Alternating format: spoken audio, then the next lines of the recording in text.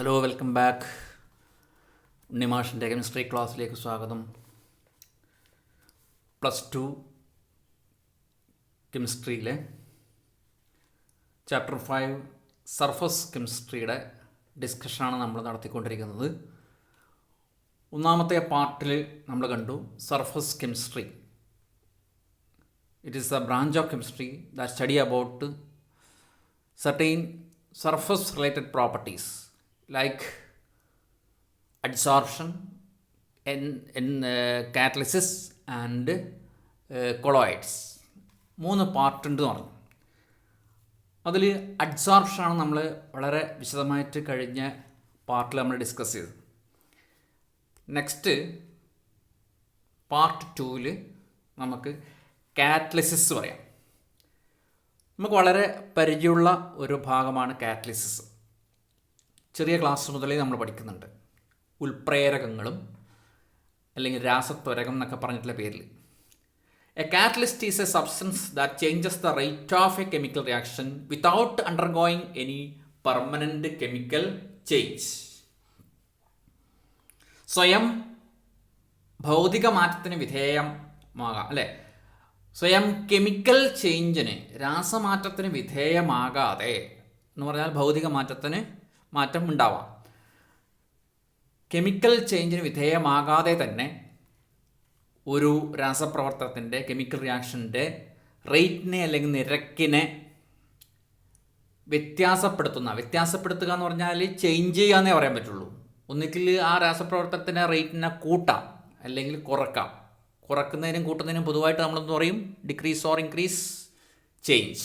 That alter or the change the rate of chemical reaction without undergoing any permanent chemical change itself. They are called catalyst. എക്സാമ്പിളൊക്കെ നമുക്കറിയാം ഇല്ലേ? Manganese dioxide is a catalyst for the decomposition of KClO3. KClO3യുടെ വിഘടനം വേഗത്തിലാക്കി അത് KCl-ഉം ഓക്സിജനും ആക്കി മാറ്റാൻ വേണ്ടി ഉപയോഗിക്കുന്ന കാറ്റലിസ്റ്റാണ് മാംഗനീസ് ഡയോക്സൈഡ്. കാറ്റലിസിസുമായിട്ട് ബന്ധപ്പെട്ട 2 കാര്യങ്ങൾ മനസ്സിലാക്കുക. ഒന്ന്, promoters and poisons. Promoters R substances that enhance, that increase the activity of a catalyst while poisons decreases the activity of a catalyst. കാറ്റലിസ്റ്റിൻ്റെ ഒപ്പം ചേർക്കുന്ന ആൾക്കാരാണ്. അവ കാറ്റലിസ്റ്റിൻ്റെ പ്രവർത്തനത്തെ ഒന്ന് മോഡിഫൈ ചെയ്യുന്നു, ഒന്ന് ആക്സലറേറ്റ് ചെയ്യുന്നു. അതാണ് പ്രൊമോട്ടേഴ്സ് പറയുന്നത്. അതേസമയം കാറ്റലിറ്റിക് പോയ്സൺസ് പറഞ്ഞാൽ കാറ്റലിസ്റ്റിൻ്റെ പ്രവർത്തനത്തെ അല്ലെങ്കിൽ അതിൻ്റെ ആക്ടിവിറ്റിയെ കുറക്കുന്ന, ഡീസലറേറ്റ് ചെയ്യുന്ന ആൾക്കാരെയാണ് കാറ്റലിറ്റിക് പോയ്സൺസ് എന്ന് പറയുന്നത്. എക്സാമ്പിൾ പറയാം. Haber process for the manufacture of ammonia അല്ലേ? നൈട്രജനും ഹൈഡ്രജനും റിയാക്ട് ചെയ്തിട്ട് അമോണിയ ആവുന്ന ഹാബർ പ്രക്രിയ. അവിടെ കാറ്റലിസ്റ്റ് അയേൺ ആണ്, സ്പോഞ്ച് അയേൺ. അതിൻ്റെ ഒപ്പം ചേർക്കുന്ന മോളിബ്ഡിനം പ്രൊമോട്ടറാണ്. കാറ്റലിസ്റ്റ് ആയിട്ടുള്ള അയേണിൻ്റെ റിയാക്ടിവിറ്റിയെ അല്ലെങ്കിൽ അതിൻ്റെ പ്രവർത്തനത്തെ ത്വരിതപ്പെടുത്തുന്ന, കൂട്ടുന്ന ആളാണ് മോളിബ്ഡിനം. അത് പ്രൊമോട്ടറാണ്. അതേമാതിരി നമുക്ക് പോസിറ്റീവ് ആൻഡ് നെഗറ്റീവ് കാറ്റലിസ്റ്റുകളുണ്ട്. നേരത്തെ പറഞ്ഞു catalyst is a substance that change the rate of a chemical reaction. കൂട്ടാം കുറക്കാം അല്ലേ? അപ്പോൾ റിയാക്ഷൻ്റെ റേറ്റിനെ, നിരക്കിനെ വർദ്ധിപ്പിക്കുന്ന, കൂട്ടുന്ന കാറ്റലിസ്റ്റിനെ പോസിറ്റീവ് കാറ്റലിസ്റ്റ് എന്നും, and that decreases the rate of a chemical reaction is called negative catalyst, otherwise known as inhibitors. Okay, for example Haber process for the manufacture of ammonia. Iron ഒരു പോസിറ്റീവ് കാറ്റലിസ്റ്റാണ്. അത് അമോണിയയുടെ പ്രൊഡക്ഷനെ കൂട്ടുകയാണ് ചെയ്യുന്നത്. മറ്റൊരു example നമുക്ക് നെഗറ്റീവ് കാറ്റലിസ്റ്റിന്. ഹൈഡ്രജൻ പെറോക്സൈഡ് വിഘടിക്കുന്നു, ഡീകമ്പോസ് ചെയ്യുന്നു, ഡിസോസിയേറ്റ് ചെയ്തിട്ട് വാട്ടറും ഓക്സിജനായിട്ട് മാറുന്നു. അവിടെ വളരെ കുറഞ്ഞ തോതിൽ ഫോസ്ഫോറിക് ആസിഡ് ആ മീഡിയത്തിലുണ്ടെങ്കിൽ അത് അതിൻ്റെ വിഘടന നിരക്കിനെ, ഡിസോസിയേഷനെ താഴ്ത്തുകയാണ് ചെയ്യുന്നത് അല്ലെങ്കിൽ കുറക്കുകയാണ് ചെയ്യുന്നത്. അപ്പോൾ അവിടെ ഫോസ്ഫോറിക് ആസിഡ് എന്തുവാ? ഓക്കെ, നെഗറ്റീവ് കാറ്റലിസ്റ്റാണ്. 2 തരത്തിലുള്ള കാറ്റലിസിസ് ഉണ്ട്. അതിനനുസരിച്ച് 2 തരത്തിലുള്ള കാറ്റലിസ്റ്റും ഉണ്ട്. Homogeneous catalysis and heterogeneous catalysis. നമുക്ക് വളരെ പരിചയമുള്ള രണ്ട് ടേമാണ് ഹോമോജിനസും ഹെട്രോജിനസും. Homogeneous catalysis, when the reactants and the catalyst are in the same phase, the process is called homogeneous catalysis. പങ്കെടുക്കുന്ന റിയാക്റ്റൻറ്റും കാറ്റലിസ്റ്റും ഒക്കെ ഒരേ ഫേസിൽ ഒരേ അവസ്ഥയിലായിരിക്കും ഉണ്ടാവുക, ഒരേ സ്റ്റേറ്റ് ഓഫ് മാറ്ററിലായിരിക്കും ഉണ്ടാവുക. അതാണ് homogeneous catalysis. For example, sulphuric ആസിഡിൻ്റെ ലെഡ് ചേംബർ പ്രോസസ്സിൽ ഒരു സ്റ്റെപ്പാണ് സൾഫർ ഡയോക്സൈഡിനെ ഓക്സിഡൈസ് ചെയ്തിട്ട് സൾഫർ ട്രയോക്സൈഡ് ആക്കി മാറ്റുന്നത്. അപ്പോൾ അവിടെ നമ്മൾ NO ഗ്യാസ് കാറ്റലിസ്റ്റായിട്ട് ഉപയോഗിക്കും ലെഡ് ചേംബർ പ്രോസസ്സിൽ. അവിടെ SO2, O2 കാറ്റലിസ്റ്റായിട്ടുള്ള NO ഗ്യാസ് ഒക്കെ ഗ്യാഷ്യസ് സ്റ്റേറ്റിലാണ്, അല്ലെങ്കിൽ ഒരേ ഫേസിലാണ്. അപ്പോൾ അത് ഹോമോജിനസ് കാറ്റലിസിസ്. മറ്റ് എക്സാമ്പിൾസ്, എസ്റ്റർ ഹൈഡ്രോളിസിസ് അല്ലേ. ഫോർ എക്സാമ്പിൾ, മീഥൈൽ അസറ്റേറ്റ് എന്നുള്ള ഒരു എസ്റ്റർ ഹൈഡ്രോളിസിസ് എന്നാണ് reaction with water. Hydrolysis in presence of acid catalyst to form organic acid plus alcohol അല്ലേ. അപ്പോൾ ഇവിടെ നമുക്കെന്താ, എസ്റ്റർ എക്വസ് സ്റ്റേറ്റിലാണ്, ലിക്വിഡ് സ്റ്റേറ്റിലാണ്, വാട്ടർ ലിക്വിഡ് സ്റ്റേറ്റിലാണ്. അവിടെ കാറ്റലിസ്റ്റായിട്ട് ഉപയോഗിക്കുന്ന HCl-ഉം ആസിഡും ലിക്വിഡ് സ്റ്റേറ്റിലാണ്. അതും ഹോമോജിനസ് കാറ്റലിസ്റ്റ് ആണ്. അതുപോലെ hydrolysis of sugar is catalysed by acid, that is H+ ions എന്ന് കാണിച്ചിട്ടുണ്ട് അല്ലേ. Furnished by, given by sulphuric acid. അവിടെ ഷുഗർ എന്ന് പറഞ്ഞാൽ കെയിൻ ഷുഗർ, സുക്രോസ്, അത് സൊല്യൂഷൻ സ്റ്റേറ്റിലാണ്. വാട്ടർ ഒക്കെ ലിക്വിഡാണ്. അവിടെ ഉപയോഗിക്കുന്ന സൾഫ്യൂരിക് ആസിഡ് കാറ്റലിസ്റ്റും ലിക്വിഡ് സ്റ്റേറ്റിലാണ്. എന്നിട്ട് ഗ്ലൂക്കോസും വാട്ടറുമായിട്ട് ഫ്രക്ടോസുമായിട്ട് മാറും. അപ്പോൾ ഇവിടെ ഇതും ഒരു ഹോമോജനസ് കാറ്റലിസ്റ്റ് ആണ്. ഇനി heterogeneous catalyst, in which the reactants and the catalyst are in different phases അല്ലേ. രണ്ടും രണ്ട് ഫേസിലായിരിക്കും. എക്സാമ്പിൾ, സൾഫ്യൂരിക് ആസിഡിൻ്റെ മറ്റൊരു ഇൻഡസ്ട്രിയൽ മെത്തേഡ് ഓഫ് പ്രിപ്പറേഷൻ, വ്യാവസായിക നിർമ്മാണമാണ് കോൺടാക്റ്റ് പ്രോസസ്സ്. നമ്മൾ പഠിച്ചിട്ടുണ്ട്. അവിടെ സൾഫർ ഡയോക്സൈഡ് ഓക്സിഡൈസ് ചെയ്തിട്ട് സൾഫർ ട്രയോക്സൈഡ് ആക്കുന്നു in presence of platinum or vanadium pentoxide V2O5 catalyst. അവിടെ നിങ്ങൾ നോക്കുക, സൾഫർ ഡയോക്സൈഡും ഓക്സിജനൊക്കെ ഗ്യാഷ്യസ് സ്റ്റേറ്റിലാണ്, അതേസമയം പ്ലാറ്റിനം സോളിഡ് സ്റ്റേറ്റിലാണ്. It is an example for heterogeneous catalysis. Then heterogeneous കാറ്റലിസിലേക്ക് തന്നെ നമ്മളൊന്ന് കോൺസെൻട്രേറ്റ് ചെയ്യുന്നു. ഹോമോജനസ് അവിടെ നിൽക്കട്ടെ. എക്സാമ്പിൾസ് തുടരുന്നു. ഒന്ന് ഇപ്പം പറഞ്ഞു, കോൺടാക്റ്റ് പ്രോസസ്. മറ്റൊന്ന് Haber process for the manufacture of ammonia, nitrogen hydrogen in gaseous state and the catalyst iron is in solid state. Ostwald process for the manufacture of nitric acid. Nitric ആസിഡിൻ്റെ വ്യാവസായിക നിർമ്മാണമാണ് Ostwald process പറയുന്നത്. അവിടുത്തെ ഒരു പ്രധാനപ്പെട്ട സ്റ്റേജാണ് അമോണിയെ oxidise ചെയ്തിട്ട് NO ഗ്യാസും വാട്ടറും ആക്കി മാറ്റുന്നത്. അവിടെ നിങ്ങൾക്ക് നോക്കാം, അമോണിയ ഗ്യാസ് സ്റ്റേറ്റിലാണ്, ഓക്സിജൻ ഗ്യാഷ്യസ് സ്റ്റേറ്റിലാണ്, കാറ്റലിസ്റ്റായിട്ട് ഉപയോഗിക്കുന്ന പ്ലാറ്റിനം സോൾഡ് സ്റ്റേറ്റിലാണ്. It's an example for heterogeneous catalysis. പിന്നെ കഴിഞ്ഞ വർഷം പഠിച്ച hydrogenation of vegetable oil, hydrogen എന്നുള്ള ചാപ്റ്ററിൽ പഠിച്ചിട്ടുണ്ട് അല്ലേ. അതിന് വളരെ പ്രധാനപ്പെട്ട ഒരു ഉപയോഗമായിട്ട് നിങ്ങൾ പഠിച്ചിട്ടുണ്ട്. അവിടെ വെജിറ്റബിൾ ഓയിൽ ലിക്വിഡ് സ്റ്റേറ്റിലാണ്. അതിലേക്ക് കൂടി hydrogen in presence of nickel platinum continuous ആയിട്ട് പാസ് ചെയ്യുമ്പോൾ അത് സോൾഡിഫൈ ചെയ്തിട്ട് സോളിഡ് ഫാറ്റായിട്ട് മാറുന്നു. മർഗാരിൻ, വനസ്പതി പോലുള്ള അല്ലേ നെയ്യായിട്ട് മാറുന്നു പറഞ്ഞിട്ടുണ്ട് സോളിഡ് സ്റ്റേറ്റിൽ. അപ്പോൾ അവിടെ നമ്മൾ കണ്ടിട്ടുണ്ട് എന്താണ്, വെജിറ്റബിൾ ഓയിലും ഒക്കെ അത് ലിക്വിഡ് സ്റ്റേറ്റിലാണ്, അതേസമയം കാറ്റലിസ്റ്റ് ആയിട്ടുള്ള പ്ലാറ്റിനോ നിക്കലൊക്കെ സോളിഡ് സ്റ്റേറ്റിലാണ്. അടുത്ത ഒരുപാട് ഇതാണ് ഈ ഹെട്രോജനസ് കാറ്റലിസിസ്. നമ്മുടെ സർഫസ് റിലേറ്റഡ് പ്രോപ്പർട്ടി മാത്രമാണ് ഈ ചാപ്റ്ററിൽ പഠിക്കുന്നത്. അതെങ്ങനെ ഹെട്രോജനസ് കാറ്റലിസിസ് സർഫസ് പ്രോപ്പർട്ടി ആകുന്നുള്ളതാണ്. അതിനുവേണ്ടി നമ്മൾ ഹെട്രോജനസ് കാറ്റലിസിൻ്റെ മെക്കാനിസം നമുക്ക് അഡ്സോർപ്ഷൻ തിയറി വെച്ചിട്ട് നമുക്ക് എക്സ്പ്ലെയിൻ ചെയ്യാം.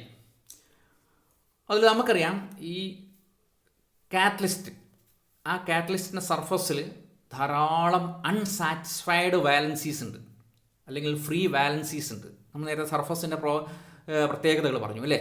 അപ്പോൾ ഈ സോളിഡ് കാറ്റലിസ്റ്റിൻ്റെ സർഫസിൽ ധാരാളം അൺസാറ്റിസ്ഫൈഡ് വാലൻസി ഉണ്ട്, പൂർത്തീകരിക്കാത്ത വാലൻസികളുണ്ട്.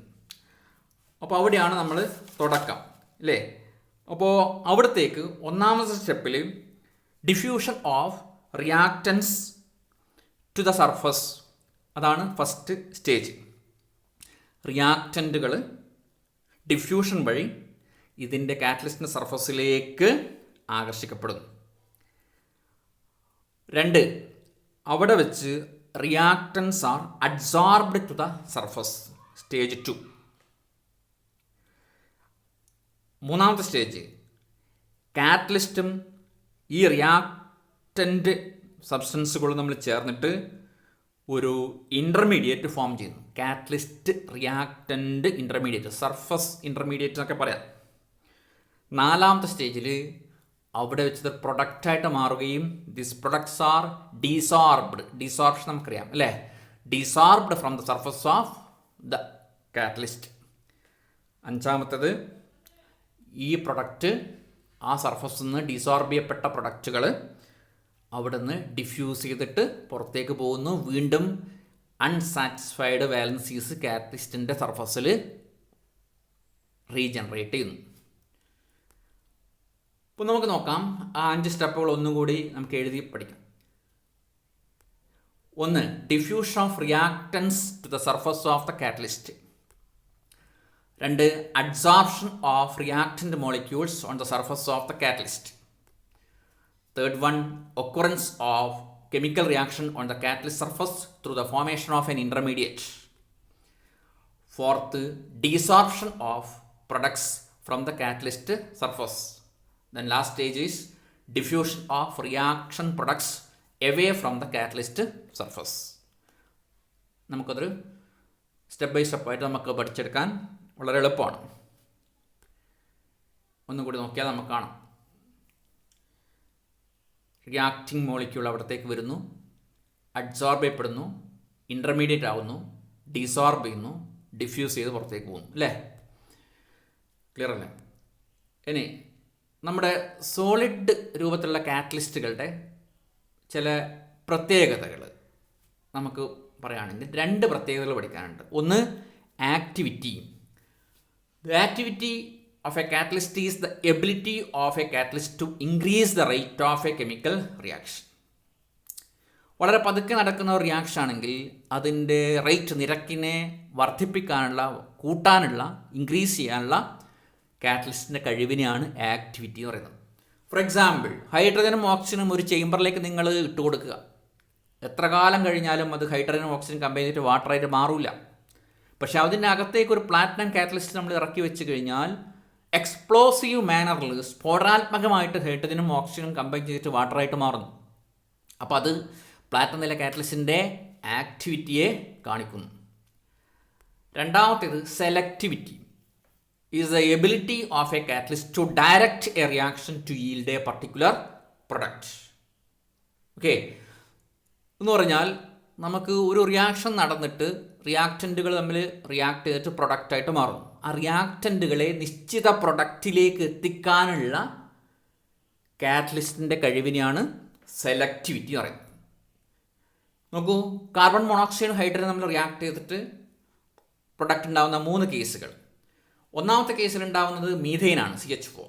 2ാമത്തെ കേസിലുണ്ടാകുന്നത് CH3COH എന്ന് പറയുന്ന മീഥൈൽ ആൽക്കഹോളാണ്. 3ാമത്തെ കേസിൽ HCHO എന്ന് പറയുന്ന ഫോമാൽഡിഹൈഡ് ആണ്, അഥവാ മെഥനാൽ. നോക്കൂ, റിയാക്റ്റൻറ്റുകൾ സെയിം തന്നെയാണ്, കാർബൺ മോണോക്സൈഡും ഹൈഡ്രജനും. പക്ഷെ 1ാമത്തെ റിയാക്ഷനിൽ നിക്കൽ കാറ്റലിസ്റ്റായിട്ട് ഉപയോഗിക്കുമ്പോൾ ഈ റിയാക്റ്റൻറ്റിനെ മീഥൈനിലേക്ക് എത്തിക്കുന്നു. ഇനി 2ാമത്തെ കേസിൽ copper mixed with zinc oxide Cr2O3 mixture എന്ന് പറയുന്ന കാറ്റലിസ്റ്റ് ഉപയോഗിക്കുന്നുണ്ട്, പ്രൊഡക്റ്റ് മെഥനോളായി മാറുന്നു.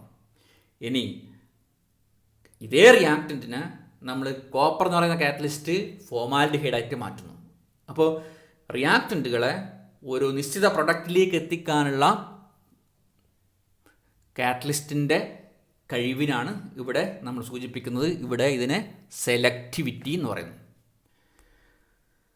ഓക്കെ, ഇനി സിയോലൈറ്റ് എന്താണെന്ന് പഠിക്കും.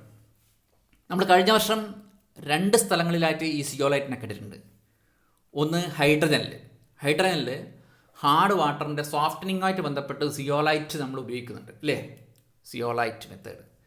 2ാമത് എസ് ബ്ലോക്ക് എലമെൻറ്റിൽ സോഡിയത്തിൻ്റെ കോമ്പൗണ്ടുകൾ പി ബ്ലോക്ക് എലമെൻറ്റുകളിൽ നമ്മൾ സിലിക്കണിൻ്റെ കോമ്പൗണ്ട് പഠിക്കുമ്പോൾ സിലിക്കേറ്റ്സ് പഠിക്കുമ്പോൾ അവിടെ സിയോലൈറ്റ് പഠിച്ചിട്ടുണ്ട്. Na2L2SiO3 അല്ലേ, Na2Z എന്ന് പറഞ്ഞിട്ട് അതിനെ ചൂണ്ടിക്കാണിക്കുക സോഡിയം അലൂമിനിയം സിലിക്കേറ്റ് എന്ന് പറയുന്ന സാധനങ്ങളാണ്. ഇവരുടെ പ്രത്യേകത എന്താണ്? They have honey comb structure അല്ലെങ്കിൽ കേജ് ലൈക്ക് സ്ട്രക്ചർ. നോക്കൂ, ധാരാളം പോഴ്സ്, ധാരാളം ദ്വാരങ്ങൾ അല്ലേ ഉള്ള അരിപ്പ മാതിരിയുള്ള ഒരു കേജ് മാതിരിയുള്ള ഹണി കോംബ് മാതിരിയുള്ള സ്ട്രക്ചറാണ് സിയോലൈറ്റിനുള്ളത്. They are called shape selective catalyst because of their honeycomb structure or cage like structure എന്നൊക്കെ പറഞ്ഞു അല്ലേ. They are sodium aluminum silicates. എന്തുകൊണ്ട് സിയോലൈറ്റുകളെ ഷേപ്പ് സെലക്റ്റീവ് കാറ്റലിസ്റ്റ് ആയിട്ട് പറയുന്നു? Only those reactants whose size and shape match with the shape and size of pores present in zeolites can enter into them. ഇപ്പോൾ റിയാക്റ്റൻറ്റുകൾ വരുന്നു, നമ്മൾ പറയുന്നു സിയോലൈറ്റിൻ്റെ സർഫസിൽ അതിൻ്റെ അകത്ത് ഇഷ്ടംപോലെ പോഴ്സ് ദ്വാരങ്ങളുണ്ട് അല്ലേ, അരിപ്പ മാതിരിയാണ് പറഞ്ഞു. അപ്പോൾ അതിൻ്റെ പോഴ്സിൽ, അതിൻ്റെ ദ്വാരങ്ങളിൽ സൈസും ഷേപ്പിനും മാച്ച് ചെയ്യുന്ന റിയാക്റ്റൻ്റ് മോളിക്യൂളുകൾക്ക് മാത്രമേ സിയോലൈറ്റിൻ്റെ അകത്തേക്ക് പ്രവേശിക്കാൻ കഴിയുള്ളൂ.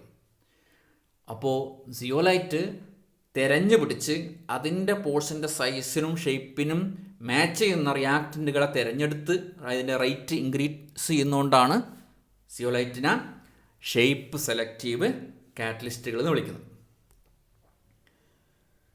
ഓക്കെ, സിയോലൈറ്റ്സിൻ്റെ ഒരു 3 ഉപയോഗങ്ങൾ കഴിഞ്ഞ വർഷം പഠിച്ചിട്ടുണ്ട്. Being very widely used as catalyst in petrochemical industries for cracking of hydrocarbon and isomerisation. വലിയ സൈസുള്ള ഹൈഡ്രോ കാർബൺസിനെ ക്രാക്ക് ചെയ്ത് ചെറിയ ഹൈഡ്രോ കാർബൺ ആക്കാൻ വേണ്ടി, അതുപോലെ ഐസോമറൈസേഷൻ പ്രോസസ്സിനൊക്കെ സിയോലൈറ്റ് അത്യാവശ്യമാണ്. They are catalyst used in the petroleum industry. ZSM5 എന്ന് പറയുന്ന സിയോലൈറ്റ് ഉപയോഗിക്കുന്നുണ്ട് ഇല്ലേ. പിന്നെ ഗ്യാസോലിൻ അഥവാ പെട്രോൾ, ആൽക്കഹോളിനെ ഡയറക്റ്റായിട്ട് പെട്രോളാക്കി മാറ്റാൻ വേണ്ടി കാറ്റലിസ്റ്റായിട്ട് ഉപയോഗിക്കുന്നത് ഈ പറയുന്ന സിയോലൈറ്റാണ്. ഇപ്പോൾ 2-3 ഉപയോഗങ്ങളും പഠിക്കും. ഓക്കെ, ദെൻ കാറ്റലിസ്റ്റുമായിട്ട് ബന്ധപ്പെട്ട് നമുക്ക് മറ്റൊരു കാര്യം എൻസൈം കാറ്റലിസ്റ്റ് ആണ്. നമ്മൾ ബയോളജിയിലൊക്കെ വളരെ ചെറിയ ക്ലാസ് മുതലേ അല്ലെങ്കിൽ 11th ക്ലാസ്സിലൊക്കെ നമ്മൾ പഠിച്ചിട്ടുണ്ടാവും എൻസൈം കാറ്റലിസിസ്. സാധാരണ കാറ്റലിസിസ് എന്ന് പറഞ്ഞാൽ ഒരു ഓർഡിനറി കെമിക്കൽ റിയാക്ഷൻ്റെ റേറ്റ് കൂട്ടുന്ന ആൾക്കാരാണ്. എൻസൈം കാറ്റലിസ്റ്റ് എന്ന് പറഞ്ഞാലോ നമ്മളെ ബോഡിയിൽ ധാരാളം ബയോകെമിക്കൽ റിയാക്ഷൻസ് നടക്കുന്നുണ്ട് ഇല്ലേ, ഡൈജഷനുമായിട്ട് ബന്ധപ്പെട്ടും മറ്റുള്ള ഒരുപാട് ബയോകെമിക്കൽ റിയാക്ഷൻസ്. അവയുടെ റേറ്റ് കൂട്ടാൻ വേണ്ടി ഉപയോഗിക്കുന്ന ആൾക്കാരാണ് ബയോളജിക്കൽ കാറ്റലിസ്റ്റ്. അത് ശരീരത്തിനകത്തുള്ളതാണ് അല്ലേ. They are called enzyme catalyst.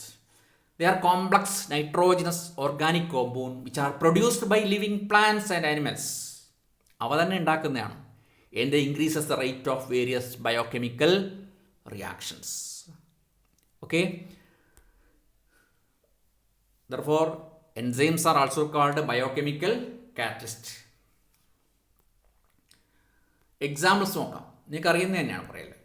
Inversion of cane sugar ഇല്ലേ, അവിടെ നമ്മൾ the enzyme invertase converts cane sugar into glucose and fructose. Then for the conversion of glucose into ethyl alcohol, the enzyme zymase is used. Zymase converts glucose into ethanol. Another example, diastase. The enzyme diastase converts starch into maltose. മറ്റൊന്ന് മാൾട്ടോസിനെ glucose ആക്കി മാറ്റാൻ വേണ്ടി ഉപയോഗിക്കുന്ന എൻസൈമാണ് maltase. യൂറിയെ ammonia carbon ഡൈ ഓക്സൈഡാക്കി convert ചെയ്യുന്ന എൻസൈമാണ് യൂറിയേസ്. ഒരു ചാർട്ട് രൂപത്തിൽ നമുക്ക് കാണുകയാണെങ്കിൽ കണ്ടോ, വ്യത്യസ്ത എൻസൈമുകൾ, അത് ഏത് സോഴ്സിൽ നിന്ന്, അതിൻ്റെ സ്രോതസ് എന്താണ്, ഓക്കെ, അത് ഏത് റിയാക്ഷൻ്റെ റേറ്റാണ് അത് വർദ്ധിപ്പിക്കുന്നത് ഇല്ലേ. Then characteristics of enzyme catalysis. Enzyme കാറ്റലിസുമായിട്ട് ബന്ധപ്പെട്ട ചില പ്രത്യേകതകൾ നമ്മൾ മനസ്സിലാക്കുക.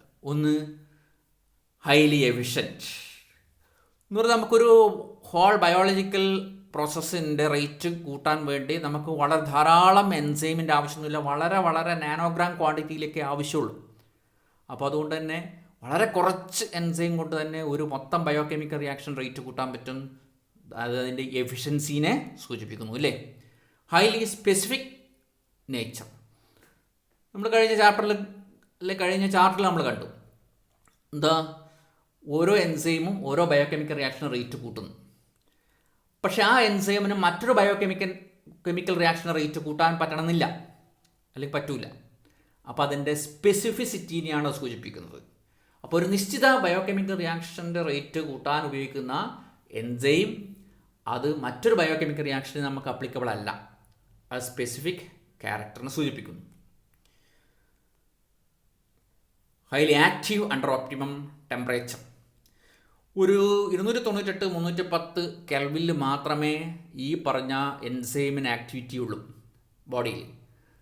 അപ്പോൾ അല്ലാണ്ട് നമ്മൾ ബോഡി ടെമ്പറേച്ചർ കുറയുകയോ അല്ലെങ്കിൽ ബോഡി ടെമ്പറേച്ചർ വല്ലാണ്ട് കൂടുകയോ ഒക്കെ ചെയ്ത് കഴിഞ്ഞാൽ എൻസൈം ആക്ടിവിറ്റി വളരെ കുറയുന്ന ഒരവസ്ഥയുണ്ട്.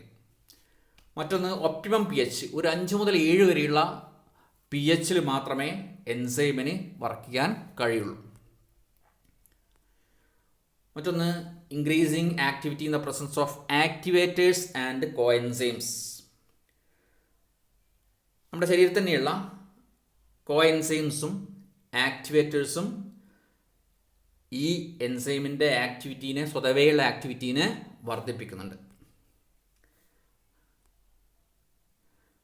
Inhibitors and poisons. നമ്മൾ സാധാരണ ഒരു കെമിക്കൽ റിയാക്ഷൻ, ഓർഡിനറി കെമിക്കൽ റിയാക്ഷനിൽ ഓർഡിനറി കാറ്റലിസ്റ്റിൻ്റെ റേറ്റിന് കൂട്ടാനും കുറക്കാനും ഒക്കെ ഇൻഹിബിറ്റേഴ്സും പോയ്സൺസ് ഒക്കെ ഉണ്ട് ഇല്ലേ. അപ്പോൾ അതേമാതിരി എൻസൈംസിൻ്റെ പ്രവർത്തനങ്ങളെയും ഇൻഹിബിറ്റ് ചെയ്യുകയോ പോയ്സൺ ചെയ്യാനോ ചില വസ്തുക്കൾക്ക് സാധിക്കും. ദെൻ ബയോളജിയിൽ പഠിച്ച മറ്റൊരു കാര്യം, mechanism of enzyme catalysis. Lock and key mechanism എന്ന് പറഞ്ഞാൽ വളരെ ഫേമസ് ആയിട്ടുള്ള മെക്കാനിസം ഇല്ലേ. ഒരു നിശ്ചിത കീക്ക് ഒരു നിശ്ചിത ലോക്കിൻ്റെ അകത്തുള്ള പൽചക്രങ്ങളുമായിട്ട് മാത്രമേ ഇൻട്രാക്ട് ചെയ്യാൻ കഴിയുള്ളൂ. അത് വെച്ചുകൊണ്ട് മാത്രമേ അത് തുറക്കാൻ കഴിയുള്ളൂ. അതേമാതിരി എൻസൈമിൻ്റെ സർഫസിൽ ധാരാളം ആക്റ്റീവ് സൈറ്റുകളുണ്ട്, ബൈൻഡിങ് സൈറ്റുകളുണ്ട്. അവയുടെ സൈസിനും ഷേപ്പിനും മാച്ച് ചെയ്യുന്ന റിയാക്റ്റൻറ്റുകൾക്ക് മാത്രമേ, അല്ലെങ്കിൽ സബ്സ്ട്രേറ്റിന് മാത്രമേ അതിലേക്ക് എൻട്രി ചെയ്യാനും അതുവഴി അതിൻ്റെ റേറ്റ് കൂട്ടാനും കഴിയുള്ളൂ. ഒരു ലോക്ക് കൊണ്ട് അല്ലേ, ഒരു നിശ്ചിത കീ കൊണ്ട് ലോക്ക് തുറക്കാനാവുന്ന പോലെ ഒരു നിശ്ചിത സബ്സ്ട്രേറ്റിന് മാത്രമേ ഒരു എൻസൈമിൻ്റെ ആക്റ്റീവ് സൈറ്റ് പ്രവേശിച്ച് അതിനെ പ്രവർത്തനം നടത്താൻ കഴിയുള്ളൂ. ലോക്ക് ആൻഡ് കീ മെക്കാനിസം അതിനെ നമ്മൾ പഠിച്ചതാണ്. Enzyme plus substrate first gives enzyme substrate complex. Then enzyme substrate complex decomposes to form enzyme plus product.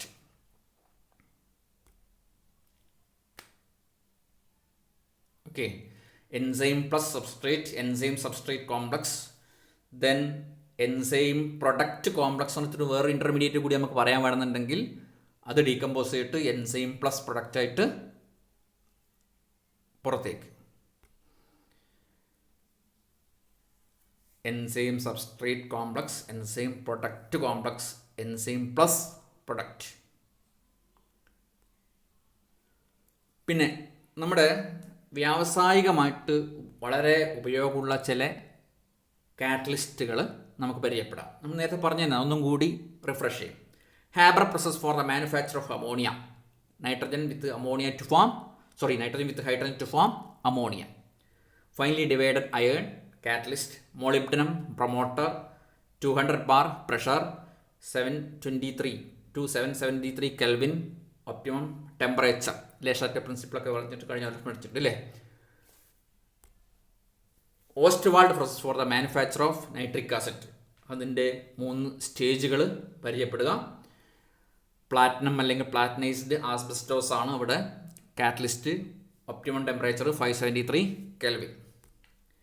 Contact process for the manufacture of sulphuric acid 3 സ്റ്റേജുകൾ. Sulphur dioxide to sulphur trioxide, sulphur trioxide with sulphuric acid forming H2S2O7 oleum or fuming sulphuric acid oleum on dilution required concentration of sulphuric acid is produced. അതിൽ ഒന്നാമത്തെ സ്റ്റേജിലാണ് നമ്മൾ optimum conditions asbestos platinised asbestos അല്ലെങ്കിൽ vanadium pentoxide catalyst temperature 673 to 723 kelvin എന്നൊക്കെ പറഞ്ഞിട്ടുള്ള favourable കണ്ടീഷനൊക്കെ പഠിച്ചിട്ടുണ്ട്. Okay, അപ്പോൾ ബാക്കി നെക്സ്റ്റ് എപ്പിസോഡിൽ നമുക്ക് പറയാം. Thank you.